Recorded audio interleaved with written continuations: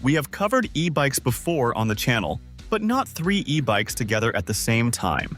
Recently, Lanshanchu sent us 3 of their recently released e-bikes, and each of them caters to different types of riders with different budgets. They are the smlro U8, Nexus Rider SU9, and smlro SU7. Some of the best-looking e-bikes we have seen with some sweet specs to match. We have spent some time with them, and let us see what they offer in today's video of Lanshanchu Ebike Overview. 3 diverse e-bike choices for everyone.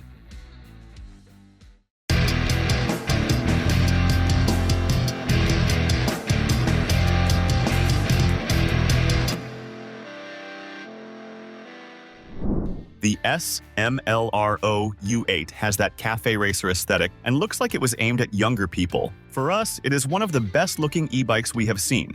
It was easy to assemble. We obviously took the U8 electric bike for a spin, and its sheer power was one of the first things we noticed. With dual 1,000-watt motors, the combined 2,000-watt output launched us forward with intensity, reaching up to 35 miles per hour, and the power was more noticeable while tackling some steeper roads.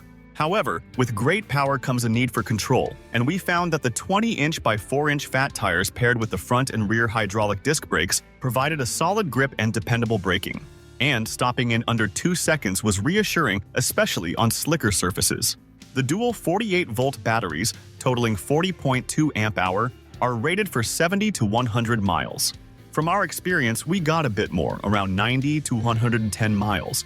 The batteries are also removable and have locks, reducing theft risk, which is great for those of us who park in public spaces. Despite this, having to recharge 2 separate batteries can be a bit of a chore, though the included dual chargers help, and each battery takes only around 4–6 hours to juice up. We could switch between pure-powered, single-motor, hybrid, and pedal-only modes, which kept rides interesting and adjusted well for different routes. However, the battery drain in pure-powered mode felt fast, especially when climbing steep roads, though the range held up well on flatter terrain. The U8's full suspension system made rides on bumpy roads surprisingly smooth, but over really rough terrain, we still felt a bit of that shock. The built-in LED display on the bike was helpful, especially with its daylight visibility. Plus, having turn signals, a bright headlight, and a horn added a nice layer of safety during night rides too.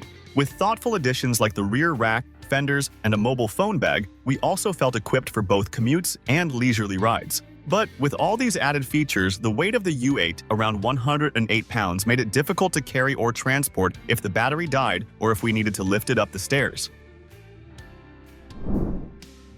The next bike, Nexus Rider SU9, felt like it was made for casual use with the step-through design, but it looks solid overall. This one was also quite easy to assemble.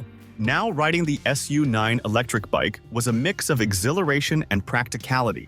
With its 2 1,000-watt motors, this bike gives us a mighty 2,000-watt of combined power. Moreover, switching between its total 5 riding modes, including 2 levels of pure electric modes, pedal assist, manual, and exercise mode, gave us the flexibility to tackle varied terrains and conserve battery when needed. However, with the 48-volt 21 amp-hour removable lithium battery, we noticed the range capped around 40 to 52 miles depending on the incline and our assist settings. While it's enough for most commutes or day adventures, longer distances meant we had to keep an eye on the power gauge. Fortunately, the battery's lockable, removable design made it easy to bring indoors for a charge, which takes around 4 to 6 hours. A manageable wait, but something to plan for on daily rides. The SU9's fat 26-inch by 4-inch tires coupled with a lockable suspension fork absorbed bumps and helped with traction on loose surfaces. It's a sturdy, reliable ride, weighing 70 pounds, so it handled our commutes well, and lifting it upstairs or onto racks required some effort, but was doable. The hydraulic disc brakes on both wheels allowed us to stop confidently in under 2 seconds. We also loved the LED display that kept track of speed, battery, and assist level. And with a top load capacity of 396 pounds, this bike felt well suited for hauling a backpack, groceries, or even a heavier rider. However, its 7-speed gear system was a bit basic for steep terrain. We found ourselves wanting a few more gears for finer control on steeper climbs. The last bike, smlro SU7, looks like it's following the recent e-bike trend for the build. And, taking this one for a spin, was an experience packed with power and versatility, blending urban commuting with the grit to handle rougher terrains.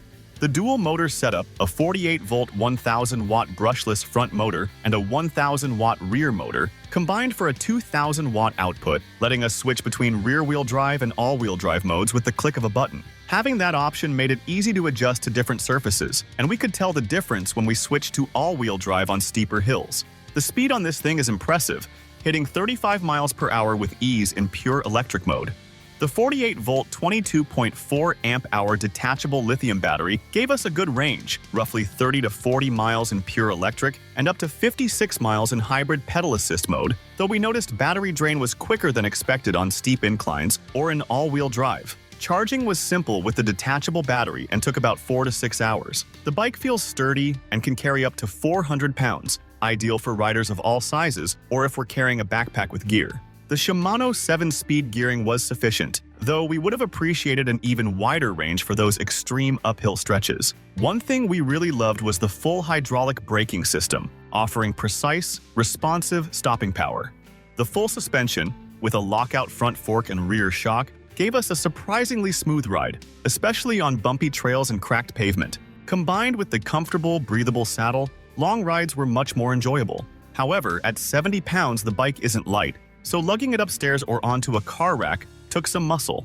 The daylight viewable LED display kept track of our speed, battery, and riding mode clearly, even in direct sunlight. On the downside, the bike's weight and bulkiness could make it hard to maneuver in tight spaces or crowded areas. So that was our video on the Lanshanchu Ebike overview. 3 diverse e-bike choices for everyone. Let us know your favorite picks in the comment section, as we'd love to hear from you. And as for everything else, don't forget to like, comment, and share. And hit the bell icon if you want more content like this on your feed.